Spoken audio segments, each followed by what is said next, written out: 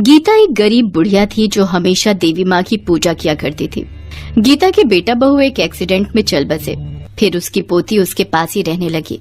अब उसकी पोती भी बड़ी हो चुकी थी। गीता अपनी पोती की शादी करना चाहती थी तो वो देवी माँ से कहती है, हे देवी माँ, मेरी पोती अब बड़ी हो गई है। मैं चाहती हूँ इसके योग्य वर मिले। मैं इसके हाथ पीले कर दूंगी और मैं अपने फर्ज से मुक्त हो जाऊंगी। हे माँ, मेरी बेटी की शादी जल्दी ही हो गई तो मैं नवरात्र के सारे व्रत रखूंगी। गीता ऐसा बोलकर माता के चरणों में प्रणाम करती है और उठकर चली जाती है। तभी उसकी पोती उससे कहती है, दादी माँ, आप देवी माँ की इतनी भक्ति करती हो, क्या देवी माँ आपकी विनती सुनती हैं? क्या एक बार में ही लोगों की बात सुनती हैं क्या? हाँ बेटा, देवी माँ सबकी विनती सुनती है, वो मेरी भी जरूर सुनेगी। और बेटा, तुम्हें भी देवी माँ की पूजा करनी चाहिए और उनसे आशीर्वाद लेना चाहिए। दादी माँ, मैं तो नहीं जानती कि देवी माँ सबकी सुनती है या नहीं, पर अगर आपका उन पर इतना अटूट विश्वास है तो मैं भी उनकी पूजा जरूर करूँगी। बहुत अच्छे मेरे बच्चे, तो अब देखना देवी माँ तुम्हारे जीवन को कितना सुंदर बना देंगी और जल्द ही एक योग्य वर से तुम्हारी शादी करवा देंगी। ऐसा कहकर गीता सो जाती है। तभी रात में उसे यमदूत जी दिखाई देते हैं और गीता से बोलते हैं, गीता, चलो मेरे साथ, हम तुम्हें लेने आए हैं। आप कौन हैं? मुझे अपने साथ क्यों लेकर जाना चाहते हो? हम यमदूत हैं और हमें यमराज जी ने तुम्हारे प्राण लेने के लिए भेजा है। अब तुम्हारा समय पूरा हो चुका है, इसलिए हम तुम्हें लेने आए हैं। यमदूत जी, ऐसा न कहें। मेरी पोती विवाह योग्य है और उसका इस दुनिया में मेरे अलावा कोई नहीं है। अगर आप मुझे अभी लेकर चले गए तो मेरी पोती की शादी कैसे होगी? मैं चाहती हूँ मेरी पोती की शादी मेरी आंखों के सामने हो जाए, जिससे उसे बाद में कोई परेशानी ना हो। हम यमदूत हैं और हमारे महाराज यमराज जी का आदेश है कि तुम्हारे प्राणों को हर लिया जाए और तुम्हें हमारे साथ चलना ही होगा। हम कुछ नहीं सुनना चाहते। वैसे भी यमराज जी के फैसले के विरुद्ध हम नहीं जा सकते। मैं तुम्हारे साथ अभी नहीं जा सकती। मुझे मेरे फर्ज पूरे करने हैं। तुम्हें मेरे साथ चलना ही होगा, या तो प्यार से, अन्यथा जबरदस्ती। नहीं नहीं, महाकाली, मेरी रक्षा करो। आप तो जानती हो मेरी पोती का मेरे अलावा कोई नहीं है। मुझे मौत से डर नहीं लगता, लेकिन मेरे मरने के बाद मेरी पोती का क्या होगा? हे देवी माँ, मेरी रक्षा करो। गीता, हमारी बात मान लो, हम कल के दूत हैं, तुम्हें हमारे साथ चलना होगा। अगर तुम काल के दूत हो तो मैं भी महाकाली की पुजारन हूँ, जो काल से भी बड़ी है, और तुम देख लेना वो मेरी रक्षा अवश्य करेंगी। ठीक है, अगर तुम चाहती हो तो हम तुम्हारे साथ जबरदस्ती करें तो ये भी सही है, पर हम अपने प्रभु का कहना अवश्य ही मानेंगे। फिर यमदूत बुढ़िया को छूते हैं। उन्हें एक जोर का झटका लगता है। अरे, ये कैसा झटका था? आज तक हमने इतने लोगों के प्राण हरे हैं, लेकिन कभी ऐसा नहीं हुआ। आखिर ये सब कैसे हो रहा है? तभी महाकाली की आवाज यमदूत के कानों में पड़ती है।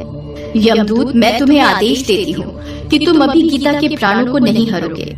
जब मेरा आदेश होगा तब तुम गीता के प्राणों को ले जाना, पर तब तक तुम इसको कोई नुकसान नहीं पहुँचाओगे। तुम कौन हो जो हमें ऐसे आदेश दे रही हो? हम सिर्फ अपने प्रभु यमराज का आदेश मानते हैं, उनके अलावा किसी का नहीं मानते। मैं ही दुर्गा हूँ, मैं ही काली, मैं ही महाकाली हूँ। मैं महाकाल से परे हूँ, मैं ही सर्वप्रथम शक्तिशाली हूँ। ये सुनकर यमदूत समझ जाते हैं और वो हाथ जोड़कर बोलते हैं, मुझे क्षमा करें माता, मैं आपको पहचान नहीं पाया। जय महाकाली। इतना कहकर यमदूत वहाँ से यमराज जी के पास चले जाते हैं। यमदूत, मैंने तुमसे कहा था कि उस बुढ़िया के प्राण लेकर आ जाना, पर तुम तो खाली हाथ ही आ गए। अब तुम अपने प्रभु का आदेश नहीं मानते, तुम उसके प्राण क्यों नहीं लेकर आए?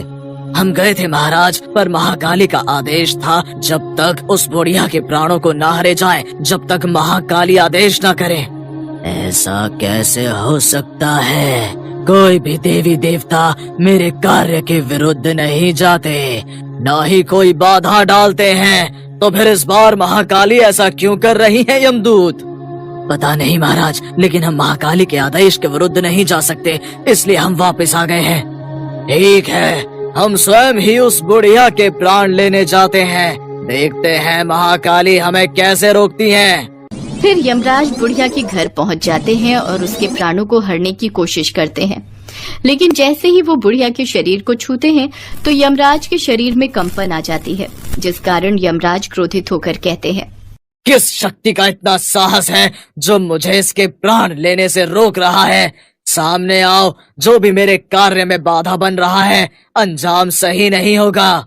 हे यमदेव, आप भूल रहे हो कि मैंने आपके यमदूत को कहा था, जब तक मेरा आदेश ना हो आप इस बुढ़िया के प्राण नहीं हरोगे।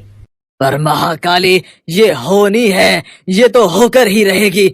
इसे तो कोई नहीं टाल सकता। इसे ना तो आप टाल सकती हैं, ना तो मैं। यही विधि का विधान है। फिर यमराज बुढ़िया के दोबारा प्राण छीनने की कोशिश करते हैं तो महाकाली गुस्से में आ जाती है और यमराज जी के शरीर को बहुत छोटा बना देती हैं। ये देखकर यमराज जी बहुत घबरा जाते हैं और गायब होकर ब्रह्मदेव के पास पहुंचते हैं और बीती हुई घटना ब्रह्मदेव को बताते हैं। आप जानते हैं माँ दुर्गा समस्त शक्ति है और समस्त शक्ति की संरचना भी वही है। अगर आपको पहले की तरह होना है और महाकाली के इस बंधन से मुक्ति पानी है तो आपको माँ दुर्गा का ध्यान करना होगा। वही आपको इससे मुक्ति करा सकती हैं। ठीक है ब्रह्मा जी, आप जैसा कहेंगे हम वैसा ही करेंगे। हम दुर्गा माता का ध्यान करेंगे और उनको प्रसन्न करेंगे। यमराज जी, कल से नवरात्रि शुरू होने वाले हैं। देवी माँ को खुश करने के लिए ये 9 दिन बहुत महत्वपूर्ण हैं। आप माँ दुर्गा का 9 रूपों की आराधना करो। माँ आपके कष्टों का निवारण अवश्य करेंगी। फिर यमराज जी माँ दुर्गा के नवरात्रों को रखना शुरू करते हैं। उधर गीता भी सुबह उठती है और बोलती है, क्या सच में कल रात यमदूत मेरे प्राणों को लेने आए थे? पर अगर वो सच में थे तो बिना मेरे प्राण लिए वापस कैसे चले गए? जो भी हो, ये सब मेरी महाकाली का चमत्कार है। फिर गीता भी बड़ी श्रद्धा से महाकाली के नवरात्र के व्रत पूर्ण करती है। यमराज जी के नवरात्रि पूरे होते ही दुर्गा माँ उनके सामने प्रकट होती है। यमराज जी, मैं तुम्हारी आराधना से प्रसन्न हूँ। बताओ तुम्हें क्या वरदान चाहिए? माँ, मुझे मेरा पहले जैसा ही शरीर चाहिए। मैंने अज्ञानता में गलती कर दी, मुझे क्षमा कर दे माँ महाकाली। मैं महाकाली की शक्ति को पहचान नहीं पाया। हे माँ, मुझे क्षमा करें। यमराज जी, महाकाली मेरा ही एक स्वरूप है। महाकाली की शक्ति के सामने महादेव भी नमन करते हैं। पर यमराज जी, मैं आपका पश्चाताप देखकर आपकी भूल को क्षमा करती हूँ और आपको आदेश देती हूँ कि जब तक बुढ़िया की पोती की शादी नहीं हो जाती तुम उसके प्राणों को नहीं हरोगे। फिर महाकाली माँ दुर्गा की बात मानकर यमराज जी को पहले जैसा बना देती है। फिर कुछ ही दिनों में बुढ़िया को एक अचानक वर मिल जाता है और वो अपनी पोती की शादी कर देती है। फिर यमराज जी बुढ़िया के सामने प्रकट होते हैं। गीता, तुम्हें हमारे साथ चलना होगा। यमराज जी, अब मुझे चलने में कोई संकोच नहीं है। जय महाकाली। मैं जानती हूँ आपने उस वक्त मेरे प्राणों की रक्षा की थी। आप अपने समस्त भक्तों पर ऐसे ही कृपा बनाए रखें। जय हो महाकाली की।